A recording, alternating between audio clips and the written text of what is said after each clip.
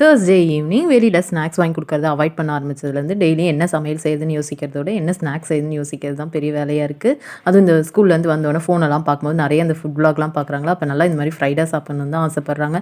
So evening இன்றைக்கி cauliflower சில்லிலாம் போட்டு கொடுத்துட்டு சாம்பார் தூள் மிளகாய் தூள் ரெண்டுமே அரைச்சிட்டு வந்ததுக்கப்புறமேட்டு எடுத்தே வைக்கல. ஸோ இன்றைக்கி தான் அதெல்லாம் எடுத்து வச்சுட்டு இருந்தேன். மசாலாவை இந்த மாதிரி நம்ம ஸ்டோர் பண்ணும்போது மசாலா போட்டதுக்கப்புறமேட்டு நல்லா இந்த மாதிரி டைட்டாக வந்து அழுத்தி விட்டு மசாலாவை நம்ம ஸ்டோர் பண்ணோன்னா பூச்சிலாம் எதுவும் பிடிக்காது. சில பேர் விளக்கெண்ணெய் விட்டு மிக்ஸ் பண்ணி ஸ்டோர் பண்ணுவாங்க. ஸோ நான் பார்த்தீங்கன்னா இந்த மாதிரி தான் வந்து நல்லா டைட்டாக ப்ரெஸ் பண்ணி வச்சு க்ளோஸ் பண்ணி வச்சிட்டோன்னா 1 வருஷம் ஆனாலும் பூச்சி அவ்வளோ சீக்கிரம் பிடிக்காது.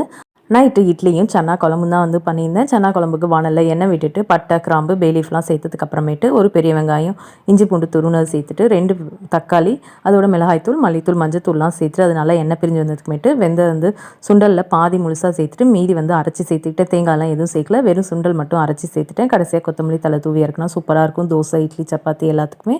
So next mini விலாகில்